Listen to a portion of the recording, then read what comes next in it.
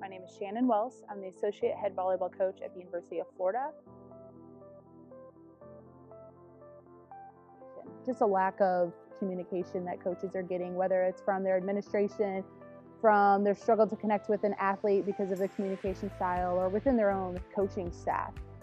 And what happens is, just like Brene Brown would say, is you start to make up these crazy stories inside your head. And I know I've personally done that as well, that as soon as something happens and we're not all on the same page, I make up these crazy things that are happening that really aren't even there. But because I haven't taken the time to articulate that to the people that I'm surrounded by, the people that are affecting that thought process, I really struggle from that. So I've just had to take those times, and I know that other coaches have taken the time to really just sit down and think about what's really bothering them, and then have the nerve to kind of have that fierce conversation with somebody. And at the end of the day, most of those times it's super awkward. I think Brene Brown says it's like 8 seconds of awkwardness that you just got to fight through those 8 seconds. Like anyone can fight through 8 seconds. And then after that, you're going to have some more clarity of what you're thinking and where they're coming from, just like you would encourage your student athletes to do. Sometimes as coaches, we forget that a little bit. And I felt that when I've seen coaches do it, I've encouraged coaches to do that, or I've done that myself, it's always felt a ton better for me. One area I really suffered as a coach was when our staff got let go at Ole Miss. And the hard part for me was I was there for 4 years. I was associate head coach. I felt like I had such a big role in what we were doing. And, I wasn't able to get the team, with the help of our staff, to the level that we needed to be at so that we could win.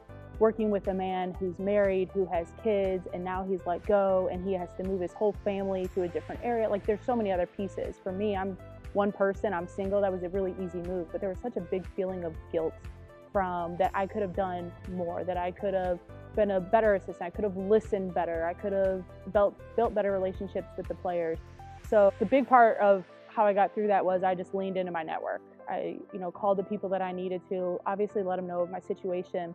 The other part that goes along with suffering when you get let go is confidence. You've been into a program for 4 years and you feel like you're doing all the work and the necessary things to make that team successful, and then all of a sudden you're being told that they're not. So you start to question everything you've ever done as a coach and who you are as a coach. And that's a very scary situation. And you're just going through every scenario in your head, and you start to doubt yourself a lot of what you know and your training, and is it right? I mean, every little thing that you've ever done, you start to question yourself. Something like any athlete would have to work through their confidence. It's reps, it's mindful reps, it's leaning into people that you're around, that you trust and respect, that help you through those moments. The first thing they always deal with is the confidence issue. It was especially a lot of head coaches that I know that have gotten let go, that was their program. That was everything they've ever done, and they were told it's not good enough. And sometimes it's not necessarily that it's not good enough, it just didn't work at that university with that school and the timing situation.